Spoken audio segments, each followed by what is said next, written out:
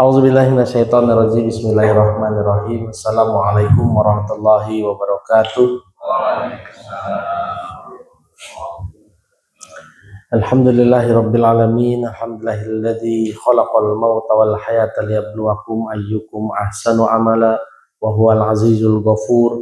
Asyhadu an la ilaha illallah wahdahu la syarikalah taqriran bihi wa tauhidan wa asyhadu anna Muhammadan abduhu wa rasuluhu la nabiyya ba'dah. Allahumma la sahla illa ma ja'altahu sahla wa anta taj'alul hazna idza syi'ta sahla. Qala rabbi shrah li sadri wa yassir li amri wahlul 'uqdatam min lisani yafqahu qawli, amma ba'd. Terima kasih. Mari kita mulai dengan sama-sama bersyukur kepada Allah atas semua takdir terbaik yang Allah berikan kepada kita. Oleh karena itu kita harus selalu ikhtiarkan untuk mengucapkan Alhamdulillahirabbil alamin, dan jangan lupa berselawat kepada Nabi besar Muhammad sallallahu alaihi wasallam dengan sama-sama mengucapkan Allahumma sholli ala Muhammad wa ala alihi washabihi wasallam. Alhamdulillah, dengan izin Allah kita bisa berjumpa lagi hari ini. Walau alam ini hari ini ngantuk sekali ya, Pak. Jadi saya tadi nyupirnya agak kebut-kebutan biar nggak ngantuk Pak. Ya, sampai sini jam 4 kurang, jadi saya tidur di dalam mobil. Ngantuk sekali ya Allah. Ujian ya Pak, ujian semalam sampai rumah jam 11 malam, di tempatnya Pak Budi ya di Tangerang. Sampai rumah Tanah Abang jam 11 malam dan nggak dapet parkiran Pak. Ternyata di depan rumah saya itu ada orang taruh tanah, jadi nggak bisa masuk mobil, jadi keluar lagi cari parkiran di luar. Alhamdulillah, tapi nggak apa-apa, Allah izinkan hari ini bisa ketemu, bisa melanjutkan tarbiyah kita hari ini. Bapak Ibu ada ibu-ibunya nggak ya? Belum ada ya? Ada ya, oke, siap. Bapak Ibu, kali ini saya akan mengajak Bapak Ibu untuk mendiskusikan surga dunia dan surga akhirat ya Pak ya. Kita semua mau masuk surga ya Pak, setuju ya? Bapak mau masuk surga mana dulu Pak? Surga dunia dulu apa langsung surga akhirat Pak? Dunia dulu ya. Kalau akhirat ada syarat harus mati soalnya. Jadi ada dua ayat di dalam Al-Quran yang mirip-mirip Pak ya. Yang mirip-mirip. Ayat pertama kita bahas surat 57 ayat 21. Surat 57 surat Al-Hadid ayat 21.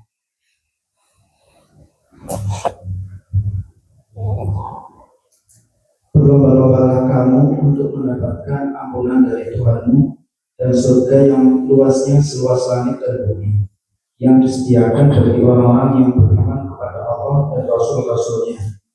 Itulah karunia Allah yang diberikan kepada siapa yang Dia kehendaki, dan Allah mempunyai karunia yang besar. Ini yang pertama akan kita bahas ayat ini. Nah, sekarang sebelum dibahas lebih lanjut, saya ingin Bapak membandingkan dengan ayat kedua ya Pak. Dengan ayat kedua yaitu surat 3 ayat 133. Ini yang ayat pertama tadi kita baca surat 57 ayat 21. Sabiqu ila magfiratin mir rabbikum wa jannatin arduha ka ardis samai wal ardi uiddat lil ladzina amanu billahi wal yaumil wa rasulih. Billahi wa rusulih. Dzalika fadlullahi yu'tihi may yasha. Wallahu dzul fadlil azim. Ini yang pertama. Ya, yang kedua Pak, surat 3 ayat 133. Dan bersegeralah kamu mencari ampunan dari Tuhanmu dan mendapatkan surga yang luasnya seluas langit dan bumi, yang disediakan bagi orang yang bertakwa. Ya. Nah, yang pertama tadi, yang kedua adalah wasari'u ila magfiratin mir rabbikum wa jannatin arduha samawati wal ardi uiddat lil muttaqin. Yang pertama disuruhnya berlomba-lomba untuk mendapat magfirah dan surga yang seluas langit dan bumi, tapi yang ditujukan buat orang beriman kepada Allah dan Rasulnya. Tapi kalau yang kedua, bersegera mendapatkan magfirah dan surga yang seluas langit dan bumi, yang ditujukan buat orang bertakwa. Ini beda ya Pak ya. Yang satu buat orang beriman, yang satu buat orang bertakwa.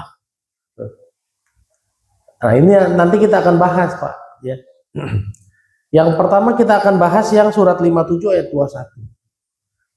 Sabiqu ila magfiratin min rabbikum wa jannatin arduha ka'ardis sama'i wal ardi uiddat lil ladzina yu'minu billahi wa rusulih. Bersegeralah, berlomba-lombalah mendapatkan magfirah dan surganya Allah yang seluas langit dan bumi, yang ditujukan buat orang beriman kepada Allah dan Rasulnya. Ya, yang satu ini adalah magfirah dan surga yang ditujukan buat orang beriman. Ini surganya menurut para ulama adalah surganya yang ada di dunia, Pak. Karena cukup orang beriman saja, ya. Hanya orang beriman saja bisa dapat ini surga ini. Surga ini ada di dunia. Ciri-cirinya apa? Ciri-cirinya ada di tanda-tandanya dapat surganya apa? Ada di ayat 23-nya, Pak. Surat 57 ayat 23. Agar kamu tidak bersedih hati terhadap apa yang luput dari kamu, dan tidak pula terlalu bergembira terhadap apa yang diberikannya kepadamu. Dan Allah tidak menyukai setiap orang yang sombong dan membanggakan dirinya. Orang yang dapat maghfirah dan jannahnya Allah ini nanti responnya adalah mereka kalau dapat sesuatu di dunia biasa saja, kalau nggak dapat apa, nggak dapat pun dia biasa saja, ya Pak. Beda kalau yang di akhirat kan Bapak pasti dapat semua, ya. Jadi surga dunia itu, Pak, atau neraka dunia itu posisinya ternyata ada di hati, Pak.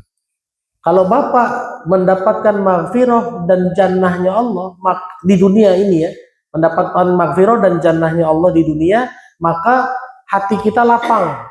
Di dunia tidak mendapatkan yang diinginkan biasa saja, mendapatkan sesuatu yang diinginkan juga biasa saja, sehingga hatinya lapang, Pak. Dapat nggak dapat sama aja rasanya, Pak. Ya, kan hari ini kita bisa lihat, ya Pak, ya, orang-orang yang overacting, begitu dapat, wah luar biasa tuh reaksinya, begitu nggak dapat stresnya luar biasa juga, gitu ya, Pak. Nah, jadi surga dan neraka di dunia itu adanya di hati, Pak. Adanya di hati. Bagaimana hati kita bisa lapang kalau nggak dapat, dan hati kita tetap lapang, tetap santai, tidak terlalu berlebihan jika dapat, gitu. Punya mobil nggak punya mobil biasa aja, punya rumah nggak punya rumah biasa saja, ya. Pada saat punya mobil biasa, begitu mobilnya Allah ambil lagi, entah harus dijual buat bayar sekolah, entah harus dijual karena buat kebutuhan yang lain, biasa saja. Nah, ini orang yang sudah dapat surga di dunia, surga yang di dunia, Pak. Ya. Jadi kesimpulannya, Pak, kalau hati kita lapang, diomongin orang lapang, ya, kita berbuat sesuatu orang juga nggak peduli, kita lapang, santai aja, itu sudah di surga, ya Pak, ya. Makanya disebutnya maghfirah wa jannah. Orang-orang ini, kita ini harus mengejar maghfirah dan jannah. Syaratnya ini beriman kepada Allah dan Rasulnya, beriman kepada Allah dan Rasulnya. Jadi sebelum Bapak dapat surga akhirat, harus dapat surga dunia dulu, ya Pak. Ini yang harus dikejar, Pak. Dan nyaman loh, Pak, kalau Bapak bisa nyampe di titik ini, dapat alhamdulillah, nggak dapat alhamdulillah. Hari ini naik motor, besok jalan kaki, lusa naik mobil, sama aja, Pak, rasanya, Pak. Itu Bapak udah ada di surga, insya Allah. Insya Allah sudah ada di surga, ya. Nah, kalau yang kedua tadi di surat 3 ayat 133 itu kan syaratnya buat orang bertakwa, ya Pak, ya. Wasari'u ila magfiratin min rabbikum wa jannatin arduhas samawati wal ardi uiddat lil muttaqin. Beda ini, Pak. Dapat magfirah dan dapat surga yang seluas langit dan bumi, yang ditujukan buat orang bertakwa. Ya, ditujukan buat orang bertakwa. Ini surganya surga yang di akhirat, Pak. Surga yang di atas. Makanya Allah nggak bilang di situ hatinya lapang, tapi di situ ayat 134-nya coba, Pak.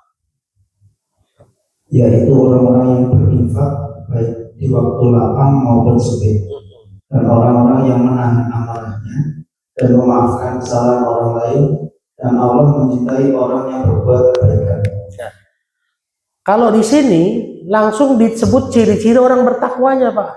Ya, siapa orang bertakwanya? Adalah orang-orang yang bersedekah di kala lapang maupun sempit, menahan marah, memaafkan, dan orang-orang yang melakukan ini semua atas dasar kebaikan, Pak, muhsinin. Beda sama ayat yang tadi kan.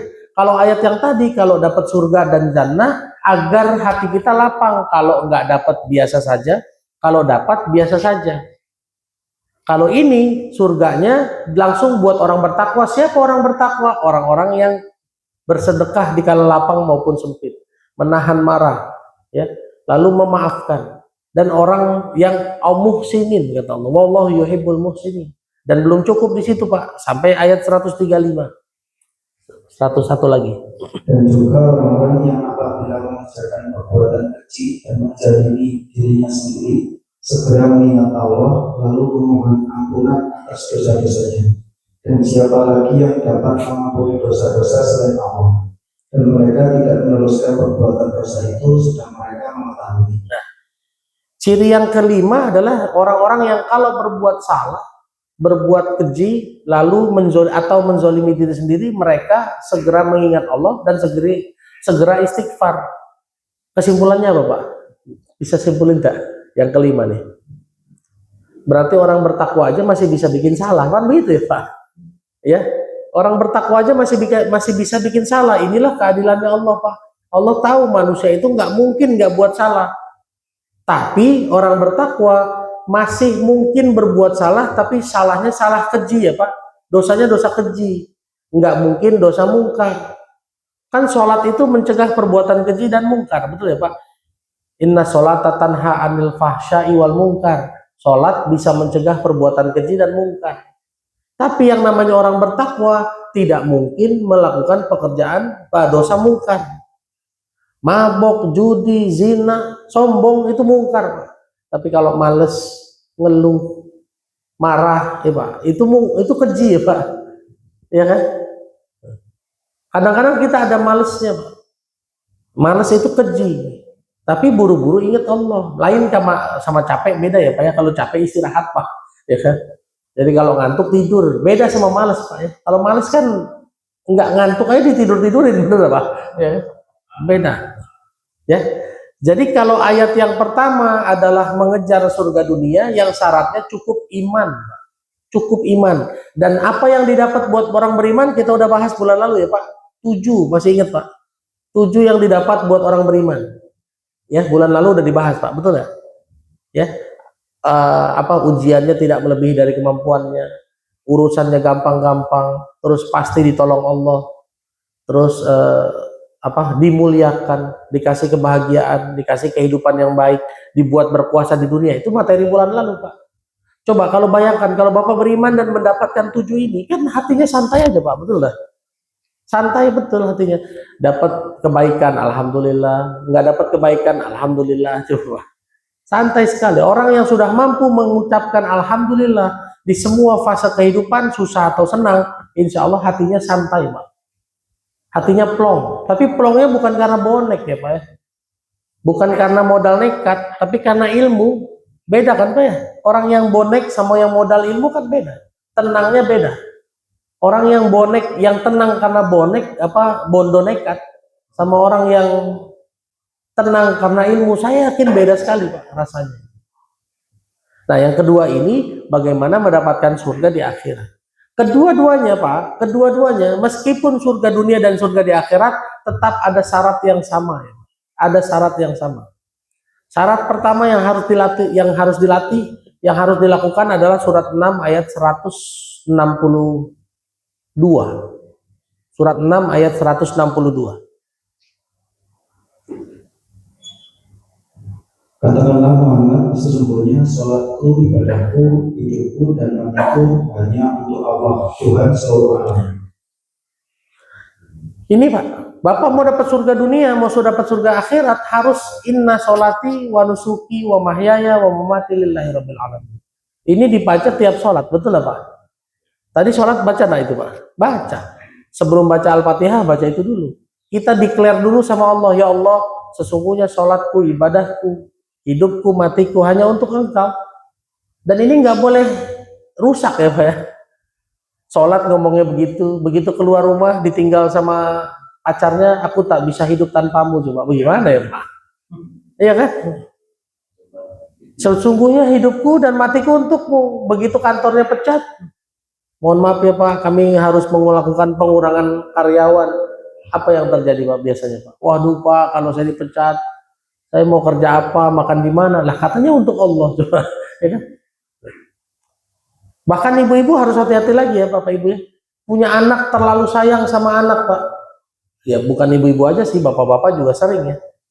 Sampai bapak-bapak saking sayangnya sama anak, bapaknya ngomong begini sama anaknya, "Bapak ini kerja buat kamu loh nak." Betul Pak, buat anak Pak. Hati-hati loh, berlawanan sama inna sholati wa nusuki wa mahyaya wa mamati lillahi rabbil alamin. Ya. Jadi jangan sampai pernyataan kita ke Allah itu yang kita baca tiap sholat itu bertentangan dengan perbuatan kita di luar, di rumah, di dalam kehidupan. Makanya ada satu ayat yang selalu saya pikirkan berat lah buat saya Pak ya. Ada di surat Al-Ma'arij ayat 33, surat 70 ayat 33. Surat 70 ayat 33. Orang-orang yang berpegang teguh pada kesaksiannya. Mohon dibaca Arabnya Pak. Orang-orang yang berpegang teguh kepada kesaksiannya agak Walladzina hum bi syahadatihim qa'imun. Walladzina hum bi syahadatihim qaimun.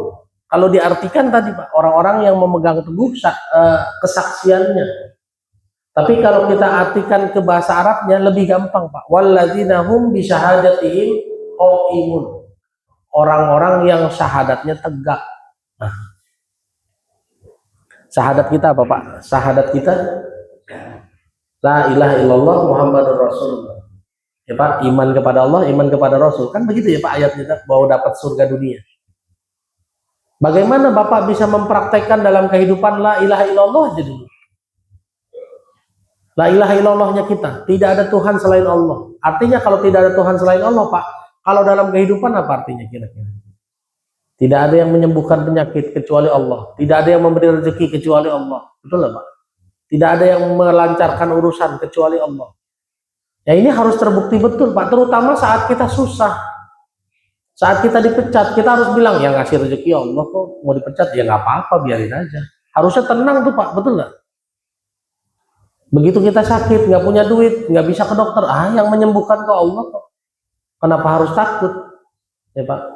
Bukan apa-apa Pak, saya sudah tidak punya pekerjaan sejak 2017 sampai hari ini. Tapi Allah tetap kasih rezeki loh Pak. Ya, tetap kasih rezeki. Makanya waktu saya berhenti kerja, istri saya kan cuma tanya, "Ayah sudah yakin sama Allah?" Nah, ternyata apa yang terjadi sampai hari ini masih kok dapat rezeki Pak. Setelah sakit bulan lalu September saya sakit. Begitu keluar dari rumah sakit, orang-orang yang wakaf mobil, wakaf motor datang semua Pak. "Ustadz mohon maaf ya, saya lagi diuji ekonomi. Wakaf mobil saya ambil ya." "Oh iya Pak, silakan." "Lalu Ustadz nanti ngisi kajian bagaimana ya?"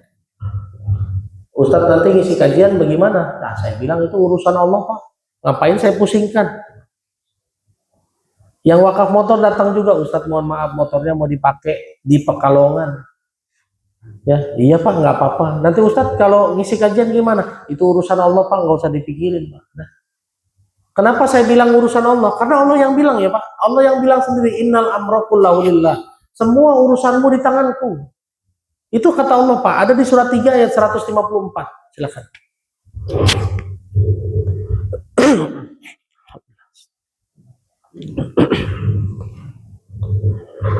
Kemudian setelah kamu ditimpa kesedihan, Dia menurunkan rasa aman kepadamu berupa gantuk yang meliputi segolongan dari kamu, sedangkan segolongan lagi telah dicemaskan oleh diri mereka sendiri. Mereka menyangka yang tidak benar terhadap Allah seperti sangkaan jahiliyah. Mereka berkata, "Adakah sesuatu yang dapat kita perbuat dalam urusan ini?" Katakanlah Muhammad, sesungguhnya segala urusan itu di tangan Allah. Betul lah Pak. Katakanlah kata Allah nih ya, ada orang-orang yang nggak bisa tidur Pak, gara-gara mikirin urusannya. Mereka punya prasangka, yang nggak bisa tidur itu punya prasangka jahiliyah sama Allah. Allah sampai bilang, "Kul innal amra kullahu lillah." Kasih tahu sama mereka, semua urusan di tangan Allah. Tuh. Jadi kalaupun hari ini berhenti kerja, tenang aja, serahkan aja segala urusan di tangan Allah. Makanya kalau begitu saya diambil mobilnya, saya bilang, urusan mobil itu urusan Allah Pak, bukan urusan saya. Urusan saya cuma menjalani hati dengan likaila ta'saw ala ma fatakum, surat 57 ayat 23 tadi. Kalau dapat alhamdulillah, kalau nggak dapat alhamdulillah, sama aja. Ya. Kalau hidup sudah didedikasikan buat Allah Pak, dapat mobil alhamdulillah. Mobilnya diambil alhamdulillah, biasa aja. Makanya saya bilang alhamdulillah ala kulli hal Pak. Nggak usah khawatir Pak, itu urusan Allah. Biar aja saya kembalikan ke Allah. Apa yang terjadi Pak? Itu nggak lama-lama Pak. Motor cuma seminggu dapat lagi motor baru. Yang tadinya hak guna pakai sekarang hak milik tuh. Tinggal balik nama aja. Saya bilang balik namanya boleh kapan? Ntar aja Ustadz pas ganti kaleng. Berarti 5 tahun lagi Pak, orang masih baru. Ya. Nanti bayar pajak STNK gimana? Pakai nama saya aja dulu. Ya sudah. Nggak usah pusing-pusing ya Pak. Nggak lama Pak, seminggu 2 minggu kemudian dapat mobil baru lagi. Iya. Mobilnya Chevrolet Trax. Pak, saya cerita begini bukan mau nyombongin, apa yang mau disombongin ya Pak? Saya cuma mau menularkan gitu loh Pak. Kalau saya bisa, Bapak bisa juga nggak kira-kira? Bisa, asal mau jalanin caranya kan. Tuh. Asal mau jalanin caranya Pak. Kalau Bapak mau dapat surga dunia, nanti akhirnya dapat surga akhirat, jalanin caranya. Inna sholati wa nusuki wa mahyaya wa mamati lillahi rabbil alamin. Sudah, hidup kita buat Allah saja. Saya kerja nggak Pak? Tetap kerja. Saya dagang juga. Laku, ya alhamdulillah. Nggak laku, urusan Allah. Selesai Pak. Simpel aja hidup itu Pak. Makanya tugas kita yang paling berat itu menegakkan syahadat tadi kan. Walladzina hum bi syahadatihim qaimun. Kalau lagi happy Pak, negakin syahadat gampang. Kalau lagi susah, dipecat, dagang nggak laku, lapak diusir, digusur misalnya. Ya kan? Jadi begitu lapak digusur kan ada orang yang stres sampai marah-marah. Yang saya lakukan sampai Allah datangkan mobilnya, datangkan motornya, Allah kembalikan semua kesehatan saya dan lain-lain. Itu semua cuma satu, urusan Allah, terserah Allah aja lah. Likaila ta'saw ala ma fatakum wala tafrahu bima atakum. Ini yang di surat 57 ayat 23 tadi. Kalau Bapak sudah dapat maghfirah dan jannahnya Allah yang di surga Pak, hatinya santai saja. Dapat alhamdulillah, nggak dapat alhamdulillah, santai aja Pak. Dan betul, mobil yang tadinya hak guna pakai sekarang jadi hak milik. Yang ngirim orang Balikpapan, platnya KT, Kalimantan Timur. Kalau Bapak mau pikir secara logika, saya ngisi kajiannya di Tangerang, di Bekasi, di Tangsel, di Jakarta. Harusnya yang ngasih mobil orang mana Pak? Ya kan? Ini yang ngasih mobil orang Balikpapan, kan nggak nyambung Pak. Ya inilah bukti Allah menunjukkan kekuasaan min haitsu la yahtasib. Betul lah Pak. Allah kasih rezeki tak terduga dari mana saja. Jadi hidup itu nggak melulu harus sesuai logika. Kalau sesuai logika, harusnya yang ngasih mobil orang Tangerang, orang Bekasi, orang Ciputat, kan gitu ya Pak ya. Logikanya bukan berarti saya minta, enggak, ya kan. Bapak jangan mikir Ustadz kayaknya minta mobil, enggak Pak, ya kan. Ini contoh saja. Kalau harus sesuai logika, harusnya yang ngasih mobil orang Tangerang atau orang Tangsel, orang Bekasi. Ini yang ngasih orang Balikpapan, ketemu nggak pernah, ngobrol langsung nggak pernah, dia cuma lihat di online aja. Cerita-cerita, Ustadz kalau sudah tidak ada mobil, saya kirimin mobil. Oh, saya pikir bercanda. Nggak taunya kirim beneran Pak, nyampe. Begitu mobilnya datang, rawat, periksa, alhamdulillah Pak. Tetapi tetap juga harus sedekah Pak, tetap Pak.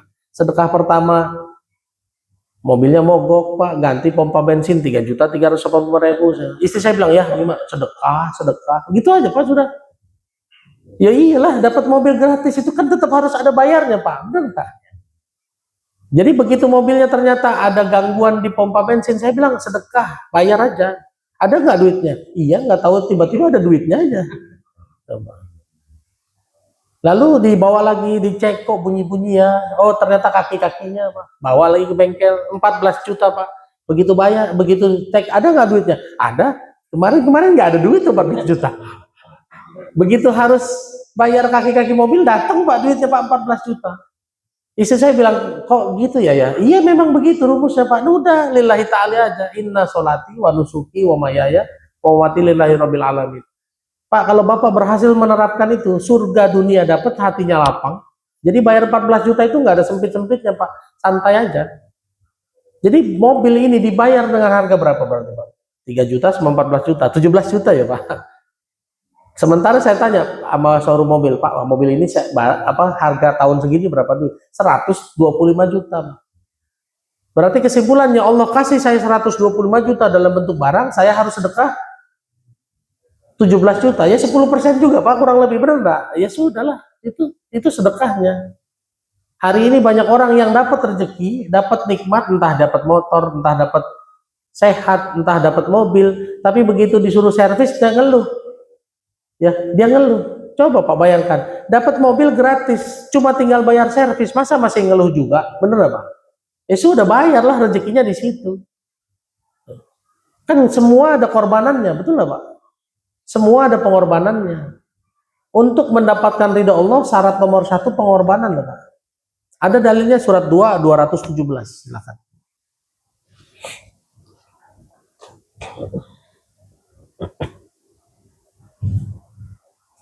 Mereka bertanya kepadamu Muhammad Bukan 217. 108.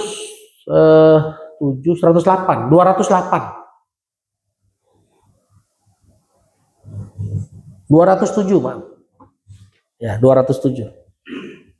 dan di antara manusia ada orang yang mengorbankan dirinya untuk mencari keridhaan Allah, dan Allah Maha Penyantun kepada hamba-hambanya. Nah, ada sebagian manusia yang mengorbankan dirinya untuk mengharapkan ridha Allah, Pak. Tugas kita tuh itu sebetulnya, korbanin dirinya untuk mengharapkan ridha Allah. Jadi dapat mobil, ada korbanan 17 juta, ya itulah korbanannya, Pak. Ya harap niatkan untuk apa? Ridha Allah. Karena kan kita udah bilang di awal tadi, inna sholati wa nusuki wa mahyaya wa mamati lillahi rabbil alamin. Selesai, Pak. Bapak kalau hari ini diuji sakit, terpaksa harus ke dokter, bayar nggak Pak dokternya, Pak? Bayar. Andai pun Bapak pakai BPJS itu kan ngantri ya Pak. Ngantrinya juga lama, ya itulah pengorbanannya Pak. Betul nggak? Kalau Bapak bayar sendiri, ya tetap pengorbanannya dalam bentuk uang. Kalau Bapak pakai BPJS, berarti pengorbanannya ngantri waktu. Ya terimalah itu sebagai lillahi ta'ala Pak. Yang penting Allah ridho sama saya. Ini udah gratis BPJS, ngantrinya lama, ngeluh juga. Suruh bayar cepet, ngeluh juga. Terus bagaimana Pak? Ya betul nggak? Bagaimana kita bisa menegakkan syahadat kita di hadapan Allah Pak? Bahwa yang bisa menyembuhkan cuma Allah. Kalau ngantri aja ngeluh. Bayar nggak ngantri, ngeluh juga. Ya kan? Kan bingung jadinya Pak, bener nggak? Ada yang cepet tapi bayar, ada yang gratis tapi ngantri lama. Semuanya kalau dikeluhkan, bagaimana cara kita menegakkan syahadat di hadapan Allah? Ya. Jadi kalau orientasi kita sudah, motivasi kita sudah lillahi ta'ala, apapun sudah lillahi ta'ala, maka barulah kita bisa masuk ke tahap kedua Pak, yaitu di surat 51 ayat 56. 5156.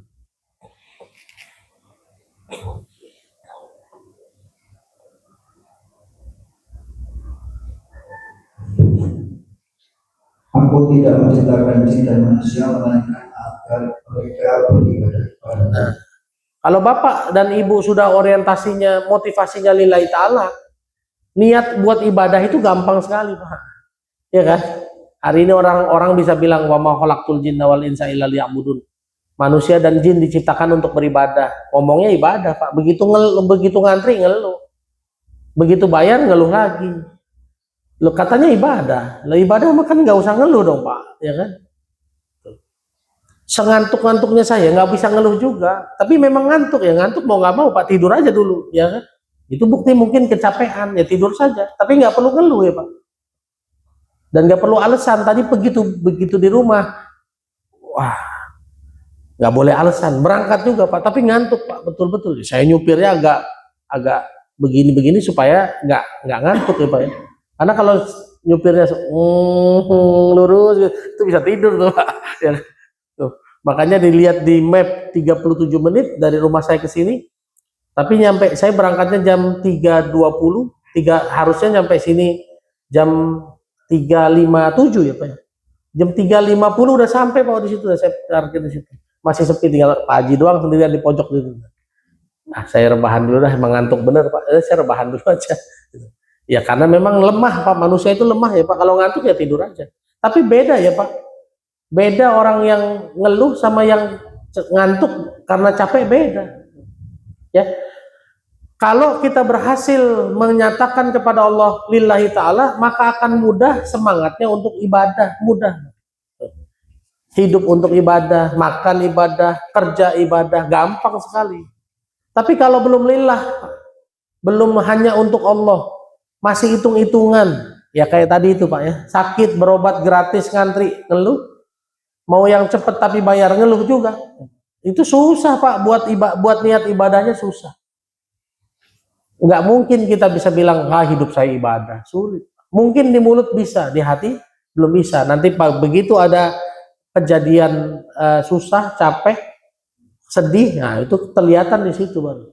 Ya. Itu yang kedua Pak. Jadi untuk mendapatkan surga dunia dan surga akhirat, satu, lillahi ta'alanya harus terjadi Pak. Ya. Dua, niatkan semuanya buat ibadah. Kalau bapak dan ibu sudah bisa lillahi ta'ala dan buat ibadah, baru bisa yang ketiga nih Pak, orientasinya untuk akhirat. Ya Pak, kan kita diperintahkan orientasinya akhirat kan. Kalau belum lillahi ta'ala, bisa nggak kira-kira orientasinya akhirat? Belum bisa.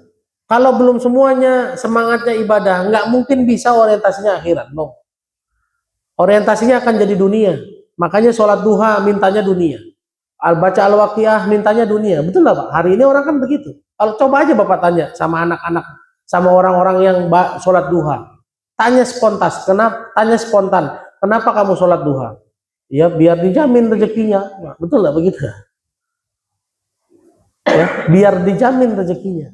Padahal kita tadi mengharapkan apa Pak? Berkorban Pak? Ridha Allah. Berarti kita korbanin waktu buat sholat duha, harusnya mengharap ridha Allah. Lihat orang yang hari ini sedekah. Setiap orang sedekah, doanya selalu sama. Datang Ustadz Indra, titip ya sedekah saya ya. Doain supaya Allah kasih rezeki saya lebih banyak lagi. Semua mintanya di area situ Pak. Doain ya supaya anak saya lulus kedokteran. Padahal berkorban mengharap apa Pak? Ya, berarti kalau Bapak korban uang harus mengharapkan ridha Allah.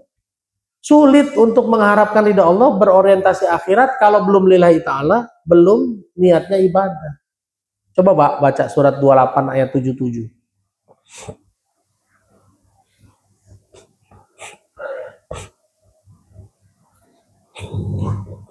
Dan carilah pahala negeri akhirat dengan apa yang telah dianugerahkan Allah kepadamu. Dan carilah ya Pak, bukan janganlah ya.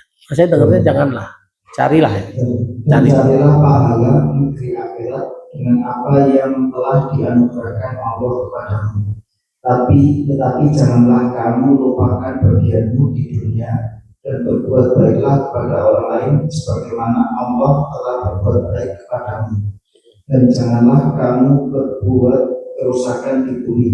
Sungguh Allah tidak menyukai orang yang berbuat kerusakan. Kata Allah, carilah pahala akhirat dengan apa yang Allah kasih di dunia. Berarti kita butuh dunia Pak ya untuk kejar akhirat, betul nggak?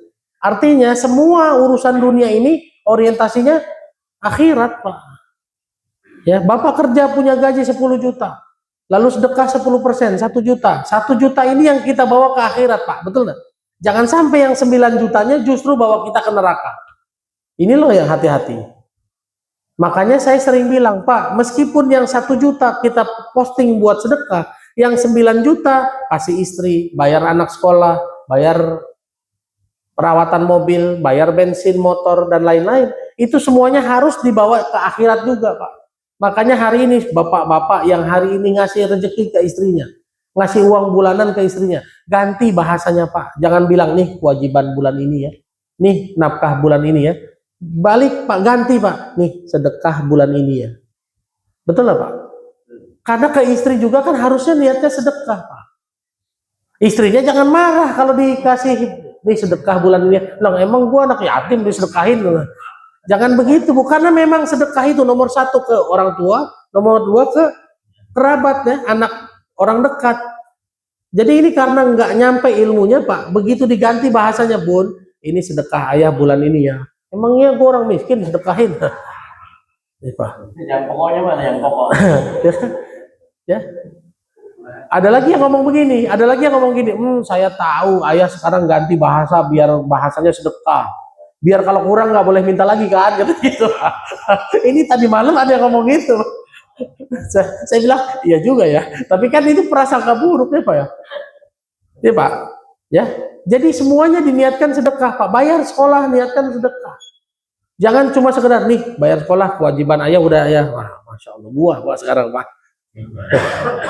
Tetap aja kalau ngisi kajian kan nggak bisa sambil makan ya Pak ya. Harus ridho waktunya Pak. Ya nanti ya. Ya, coba. Ya, jadi Bapak Ibu hari ini semua dunia itu harus dibawa ke akhirat Pak. Meskipun boleh dinikmati dunia, iya boleh. Yang Bapak berikan ke istri, meskipun tetap niatnya buat sedekah, tetap boleh dinikmati nggak Pak di dunia? Boleh.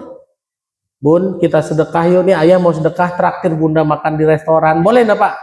Niatnya sedekah, nyenengin istri, nyenengin anak, boleh Pak, nggak ada masalah. Jadi semua yang kita punya di dunia ini orientasinya buat akhirat. Jadi saya ganti itu Pak, semua bahasa saya, bahasa nih Bun, nih kewajiban ayah bulan ini, saya ganti Pak sekarang. Karena kalau ada kewajiban nanti saya akan nuntut hak. Ya, tapi kalau sedekah, ya sudah ikhlas lillahi ta'ala ya Pak ya. Kalau istri nggak lagi kecapean nggak masak, ya sudahlah maafin aja. Toh sekarang bisa GoFood Pak, nggak ribet-ribet amat gitu loh. Ya. Kita lihat dalilnya ya Pak ya, surat 2 ayat 215. Surat 2 ayat 215.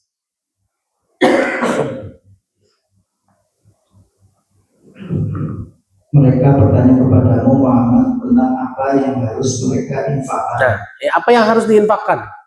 Katakanlah harta apa saja yang kamu infakkan hendaknya diperuntukkan bagi kedua orang tua. Satu, buat orang tua Pak. Jadi kalau Bapak hari ini punya uang mau ngasih orang tua, bilang ke orang tua Pak, ini niat saya niatkan sedekah ya sama Bapak. Ya Pak, buat orang tua loh Pak. Orang tuanya yang ngerti, jangan marah ya sekali lagi ya. Bapak disedekahin, kamu sombong banget gitu. Enggak gitu ya Pak ya. Setelah orang tua siapa Pak? Kerabat. Kerabat itu yang kata dasarnya korib. Korib itu dekat ya Pak. Bisa istri. Orang dekat kita kan istri, anak, tetangga kiri kanan, saudara kandung, itu orang dekat kita. Jadi semua kalau ngasih ke dia niatkan sedekah. Meskipun kita nggak ngomong, meskipun kita mersen ponakan Pak ya. Mersen nih uang jajan buat kamu ya nak. Dalam hati niatkan sedekah ya Pak. Minimal dalam hatinya niatkan sedekah. Lanjut Pak. Anak yatim, terus orang miskin dan orang yang dalam perjalanan. Orang dalam perjalanan. Lihat Pak, anak yatim aja urutan ketiga Pak. Urutan pertama orang tua ya Pak. Jangan lupa ini Pak, orang tua dulu. Anak yatim disedekahin, orang tua kagak. Terbalik Pak. Dan anak yatim ini Pak bisa jadi adalah yatimang za makrobah, ada di surat 90 ya Pak ya. Anak yatim yang masih kerabat. Nah, Bapak ngasih anak yatim yang di luar, lupa anak yatim yang masih kerabat. Kadang-kadang begitu kejadiannya Pak. Kita punya saudara sudah single mom, single mother ya Pak, sudah jadi janda tapi punya anak, itu anak yatim. Kadang-kadang kita sedekah ke anak yatim di luar tapi lupa sama yatimang za makrobah, anak yatim yang masih kerabat. Nah, jangan sampai lupa ya Pak. Jadi semuanya dunia ini orientasinya akhirat. Tapi boleh dinikmati di dunia ya Pak. Nah lihat, surat 28 ayat 77 tadi Pak, yang sudah dibacakan. Ada kata-kata janganlah membuat kerusakan di bumi. Pak, orang yang hari ini orientasinya bukan akhirat, cuma buat dunia. Itu kan umumnya jadi membuat kerusakan di dunia, betul Pak? Coba yang ngurusin tambang, cuma buat keuntungan dunia. Rusak gak tuh Pak tambang? Rusak Pak. Orang yang hari ini dagang hanya buat kepentingan dunia saja, nyari untung di dunia. Lihat, dagangnya bikin kerusakan Pak. Entah dia timbun, entah dia kasih harga segede-gedenya. Makanya semuanya orientasinya harus akhirat. Kalau Bapak dagang tapi niatnya akhirat, akan ada niat sedekah di situ Pak. Ya, ini kan cerita orang Islam yang dagang di Afrika sebelum ada Islam di sana. Kata rajanya bilang begini, boleh dagang di sini tapi jangan nyebar agama. Iya, saya nggak nyebar agama, saya dagang doang. Lah tapi lama-lama orang pada masuk Islam, Pak. Rajanya bingung. Lah kan udah saya bilang jangan nyebar agama. Saya nggak nyebar agama kok, saya dagang. Coba dagangnya gimana? Dagangnya ternyata dia, Pak, kalau mau ditimbang, plastiknya ditimbang duluan. Oh, plastiknya 0,5 gram. Berarti nanti beratnya ditambahin 0,5 gram. Orang-orang biasanya ngurang-ngurangin, dia nambahin bahkan gitu loh, Pak. Ya, itu yang bikin orang, loh kok kamu gitu? Iya, karena ini menurut agama saya begini. Karena kalau nggak begini bahaya saya di akhirat. Akhirnya orang jadi masuk Islam, Pak. Sampai si rajanya bilang, wah iya juga ya, masuk Islam juga, Pak. Jadi Pak, dakwah itu nggak melulu harus ceramah ya Pak ya. Bapak jujur saja dalam dagang itu jadi dakwah. Bapak naik motor lampu merah berhenti aja, orang lain nerobos, mentang-mentang sepi diterobos, Bapak lampu merah berhenti. Ditanya sama orang, Pak kok nggak jalan, kan sepi. Iya kan ada aturan. Iya tapi kan sepi, kan ada Allah. Coba begitu aja Pak.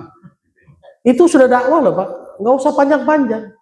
Kenapa nggak terobos lampu merah? Kan nggak ada polisi. Ya nggak ada polisinya, tapi ada Allahnya yang lihat. Itu aja udah dakwah Pak. Bapak lagi nongkrong main gitar sama teman-teman, azan bunyi, ya, udah ada azan. Bapak pamit, saya sholat dulu ya Pak. Udah pergi, nggak usah ngajak Pak. Itu aja udah dakwah. Kalau ngajak bisa jadi nanti diomongin, soalim ente, ya kan? Tapi kalau pamit, saya sholat dulu ya, bentar ya. Itu aja udah dakwah loh Pak. Dan itu ternyata efektif Pak.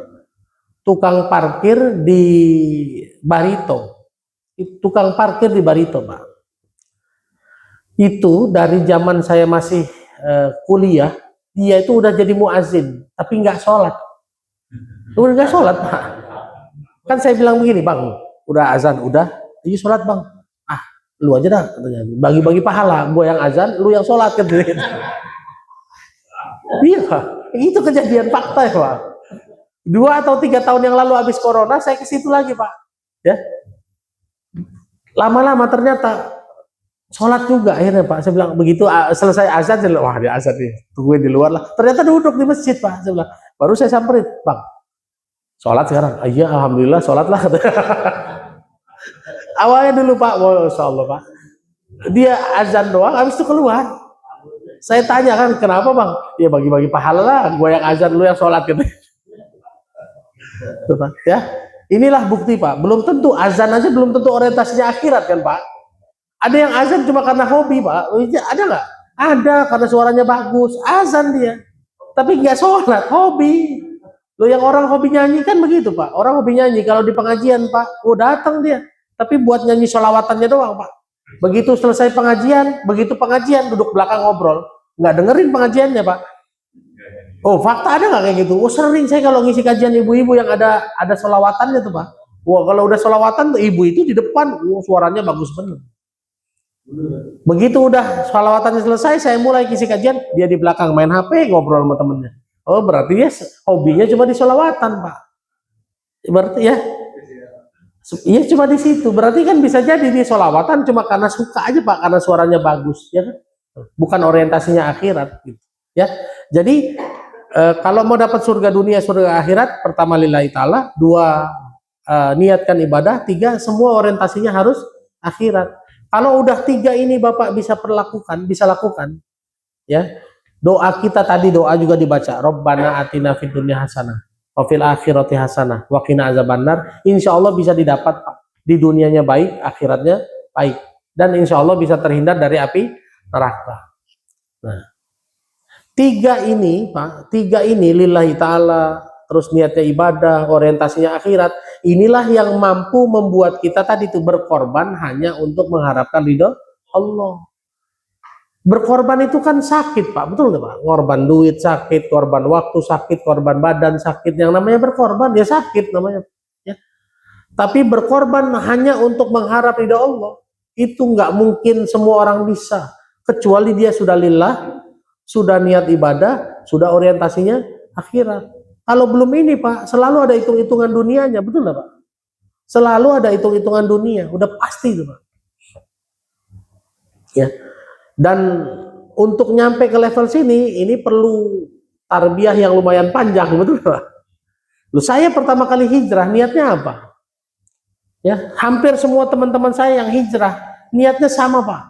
Pengen kaya lagi lewat dengan cara jadi orang soleh. Ya Pak? Karena kemarin salah, akhirnya bangkrut. Sekarang jadi orang soleh, supaya apa? Supaya dunianya baik lagi, kan begitu Pak. Lama-lama begitu pengajian sebulan dua bulan, wah salah niat nih, kayaknya bukan ngejar dunia, harus ngejar akhirat. Baru berubah tuh Pak, mengharap akhirat. Begitu mengharap akhirat, berubah tuh Pak, hijrahnya jadi lebih mudah, rezekinya lebih lancar.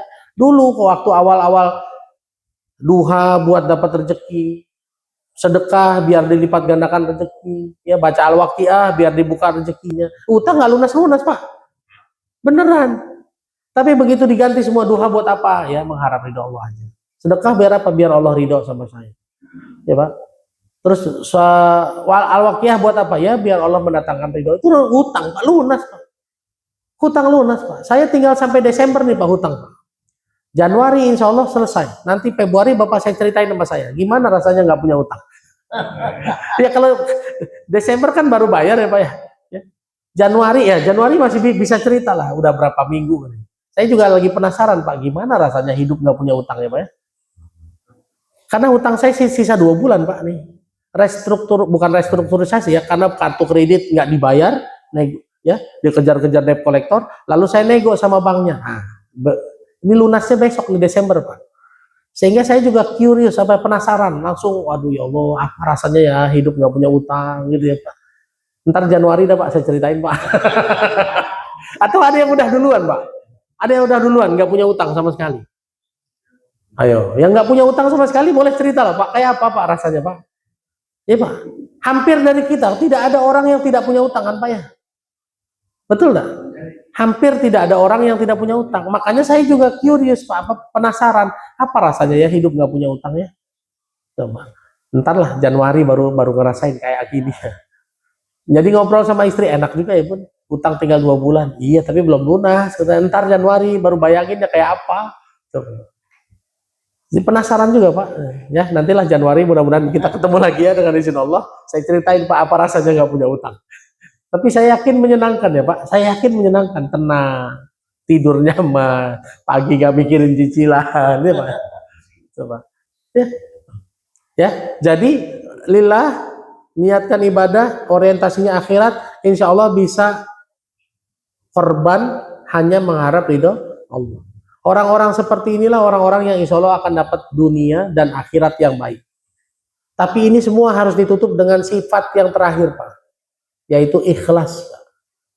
Bahkan kalau sudah jadi orang ikhlas, setan pun nggak bisa menggoda orang ikhlas. Ya, tolong dibaca surat 15 ayat 39 sampai 40.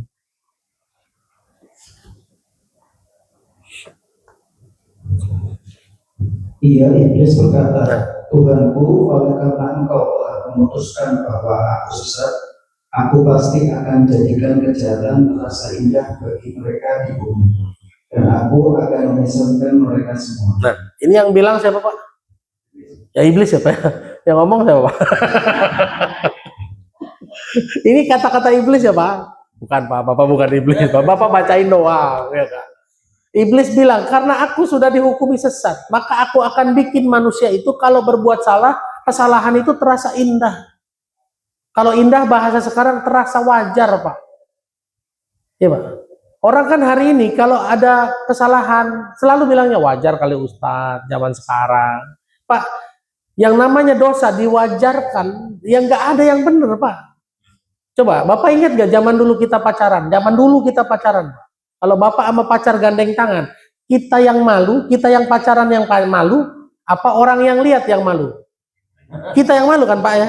Makanya ada orang lepas lagi, nggak ada orang gandeng lagi, gitu nggak Pak? Makanya dulu mah kita kalau pacaran cari bioskop ya Pak ya, gelap-gelapannya kan. Coba Bapak lihat sekarang, anak pacaran, anak Pak Haji seru banget ya. Ingat masa lalu ini. Tahun 80-an. Tuh 80-an. Tapi lihat anak sekarang Pak, kalau pacaran, subhanallah, betul nggak Pak? Yang malu kita yang lihat, apa dia yang pacaran yang malu?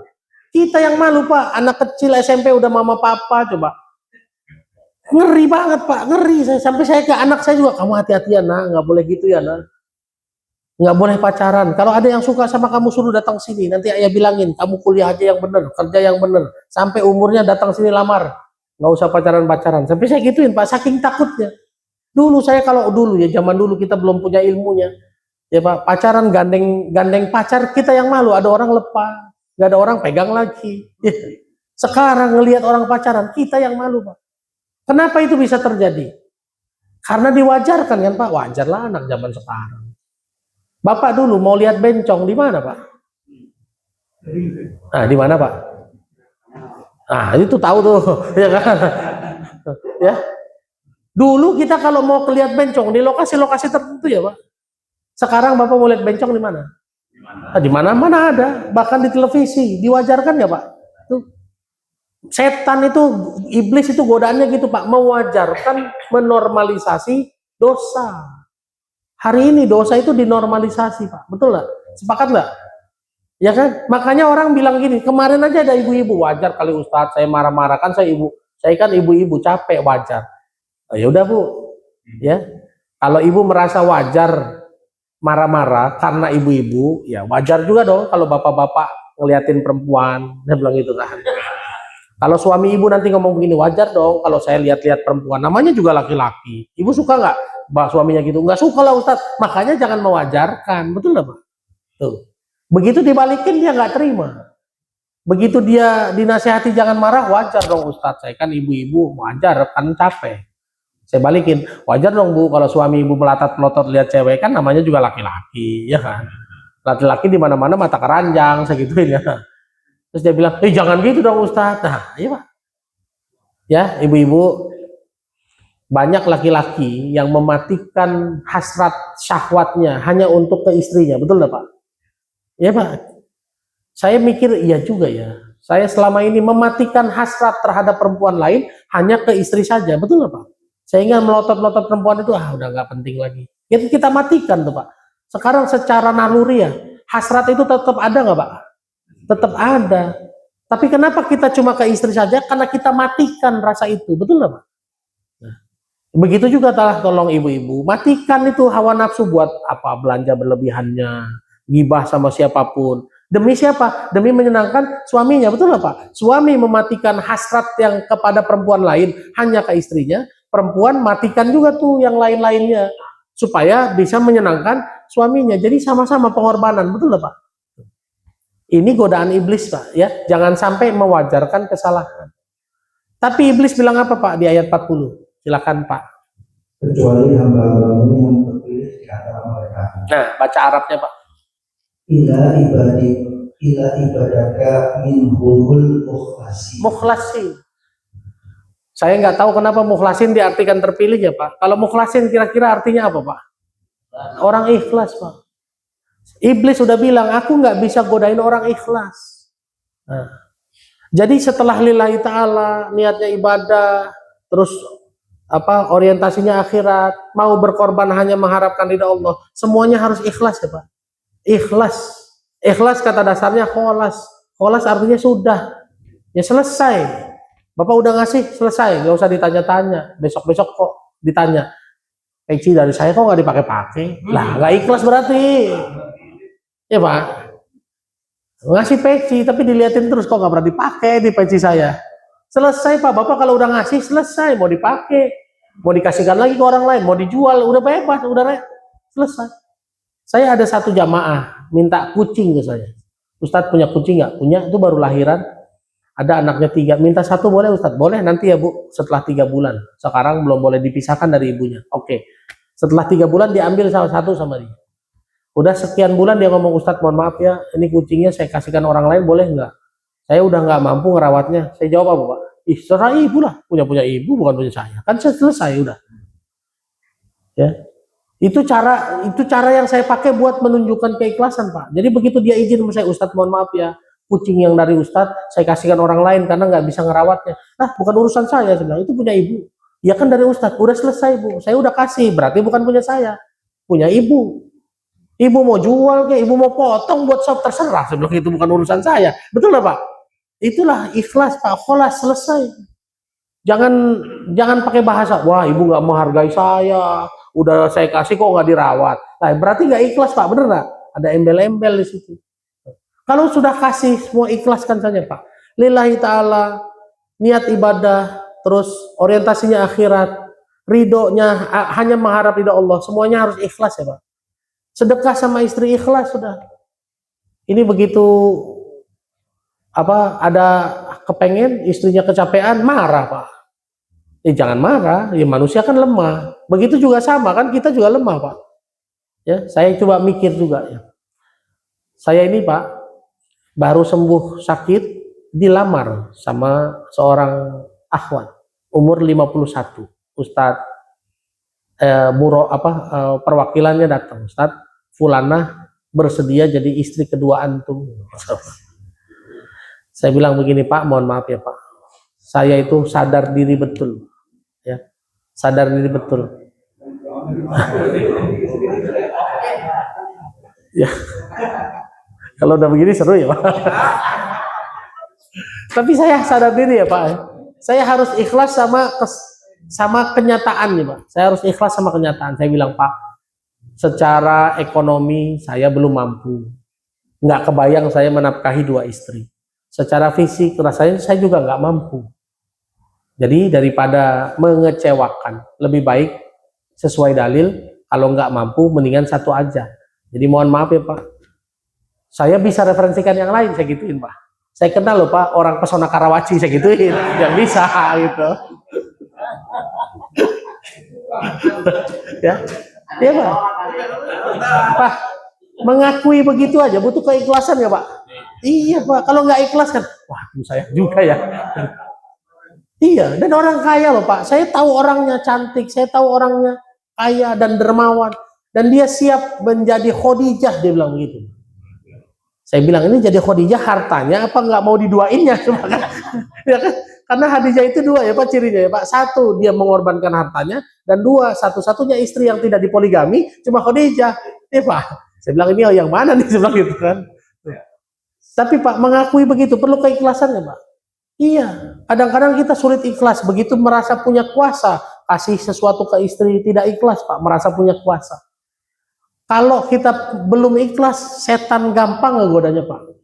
Tapi begitu ikhlas, setan nggak bisa goda. Dia nggak akan ketemu channelnya Pak. Mau goda dari mana? Orang udah ikhlas Pak, selesai. Ya, makanya hari ini ikhtiarkan ya Pak, ikhtiarkan mencari cara buat mendatangkan keikhlasan yang paten gitu loh Pak. Kalau cara saya begitu tadi, begitu ada orang bilang, Ustadz mohon maaf ya, yang dari Ustadz saya gitu, bukan punya saya, punya ibu, nah silakan urusin sendiri, nggak perlu ditanya. Selesai Pak, itu cara saya. Tapi cara Bapak masing-masing, silakan aja ya, kalau bisa ditiru silakan aja. Ya. Ada orang yang nanya, Ustadz kemarin saya dikasih baju, oh bajunya bagus banget, udah selesai Bu, bukan urusan saya, silakan aja.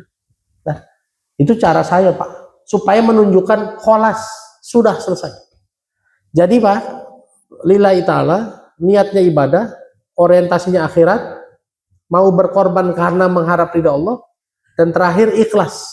Pak, kalau Bapak perhatikan di surat 3 ayat 133 tadi, begitu wajannat, begitu magfiratim min rabbikum wajannah. Ini ada waw ya Pak. Wasari'u ila magfiratim min rabbikum wajannatin arduha samawati wal ardh. Ya. Setelah dapat magfirah, wajannah artinya dan surga. Ini menurut para ulama indikasinya setelah dapat magfirah langsung masuk surga. Saya tanya, ini maksudnya gimana Kiai? Artinya ada peluang setelah dapat magfirah langsung masuk surga tanpa hisab. Wah, ini dia. Jadi kalau Bapak Ibu mau dapat surga tanpa hisab di langit sana, di akhirat sana, lihatkan lillahi ta'ala, semuanya orientasinya ibadah, ya, terus hanya berorientasi akhirat, harus mau berkorban hanya mengharap ridha Allah dan ikhlas. Insya Allah masuk surga tanpa hisab. Wa maghfiratin min rabbikum wa jannah, langsung dapat maghfirah, langsung jannah. Pak, karena hisab itu berat ya Pak. Hisab itu mengerikan. Jadi kalau ada peluang dapat surga tanpa hisab, kejar Pak. Makanya Allah bilang wasari'u, bersegera. jangan ditunda-tunda. Karena apa? Mengejar ini 5 ini kan nggak gampang juga Pak, betul nggak? Yang kedua Pak, kenapa harus wasari'u? Kenapa harus bersegera? Karena kita ini Pak, umur makin tua. Setelah tua, Pak, mohon maaf, perilaku orang tua itu adalah gambaran masa mudanya. Dan kalau sudah masuk ke fase tua, bisa diubah nggak Pak? Nggak bisa, sulit sekali. Ya, jadi mumpung masih muda nih Pak Haji, masih belum tua-tua amat, masih bisa berubah. Ya, disusun dari sekarang supaya nanti pas tuanya adalah gambaran masa mudanya Pak.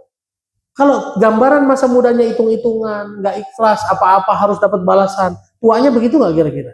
Iya Pak, betul begitu. Kemarin ada jamaah yang curhat juga tentang orang tuanya.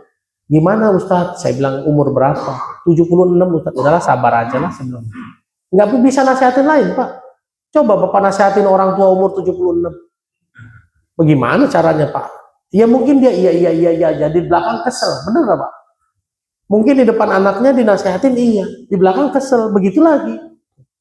Jadi ya Pak, bersegera ya Pak, jangan sampai time limitnya habis, lalu masuk ke fase tua, jadilah patternnya seperti itu, nggak bisa berubah lagi. Ya, makanya disuruh bersegera. Beda dengan sabiku ya Pak, sabiku berlomba-lomba. Siapa yang paling lapang hatinya, dia yang paling aman di dunia.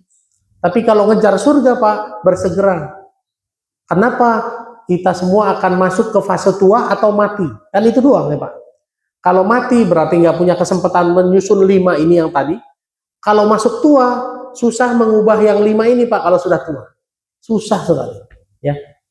Jadi ini juga ujian kami lah Pak. Kami punya orang tua hari ini yang orientasinya cuma duit aja.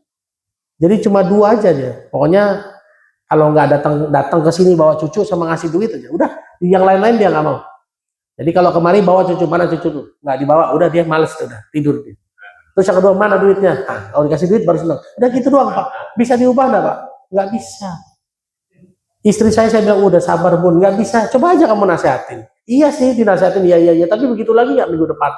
Begitu lagi Pak. Nggak bisa diubah. Ya. Jadi ini buat kita semua ya Pak. Saya termasuk juga. Akan sampai ke fase mati atau tua. Kalau langsung meninggal dunia, mudah-mudahan 5 ini sudah terjadi. Kalau masuk ke fase tua, tuanya Pak, jangan sampai kita belum mampu di level ini. Takutnya begitu masuk fase tua, sulit Pak berubahnya. Ya, begitu materinya supaya kita dapat surga langsung tanpa hisab, baik di dunia maupun di akhirat. Niatkan lillahi ta'ala. Terus semuanya untuk ibadah ya Pak. Motivasinya, orientasinya untuk kejar akhirat. Sehingga kita mampu berkorban hanya mengharap ridha Allah dan ikhlas ya Pak. Terakhir harus ikhlas. Insya Allah kita bisa dapat maghfirah dan jannah, masuk surga tanpa hisab. Wallahu a'lam bishawab. Kalau ada yang mau ditanyakan silakan. Silakan Pak. Mengenai ridho dan ikhlas itu, kalau itu kan salah satu usaha kan ya. Contohnya kayak kita bangun sholat Jumat, tapi masih mengharapkan sesuatu yang akan terjadi. Apakah itu levelnya itu gugur?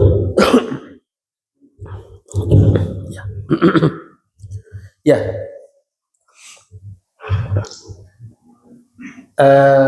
Begini Pak. Kalau kita berbuat sesuatu untuk balasan sekarang, maka keikhlasan kita kan berarti tergantung balasannya, betul nggak Pak? Bapak mungkin nggak ikhlas kalau mengharapkan balasan. Contoh Pak, kalau saya ngisi kajian, orientasinya minta duit Pak, lalu ada tarifnya.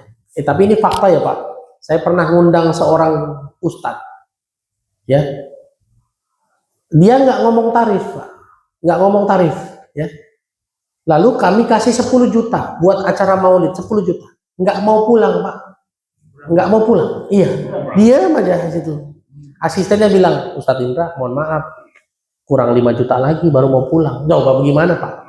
Kalau orientasinya gitu, bisa ikhlas nggak Pak? Buktinya dikasih 10 juta aja nggak mau ikhlas Pak. Atau contoh paling gampang begini Pak. Saya ngisi kajian di sini, Bapak saya kasih uang semua 2 juta. Seneng nggak Pak? Seneng dong dikasih 2 juta kan. Tapi tiba-tiba masuk orang terakhir, kita mau bubar, datang orang terakhir masuk, saya kasih 5 juta. Apa respon Bapak? Nah, bisa ikhlas nggak begitu Pak? Kalau Bapak datang kajian hanya mengharapkan uang 2 juta, begitu ada orang yang dapat 5 juta, Bapak nggak akan bisa ikhlas tuh Pak. Loh, kok dia 5 juta? Kan saya dari awal baru sholat subuh bareng loh Pak. Kenapa yang baru datang belakangan dikasih 5 juta? Betul loh Pak? Bisa nggak ikhlas? Sehingga ikhlas dan ridhonya terjadi apa enggak Pak? Nggak mungkin terjadi kalau niatnya buat ngejar balasan. Ada orang Pontianak Pak, saya panggilnya Abah.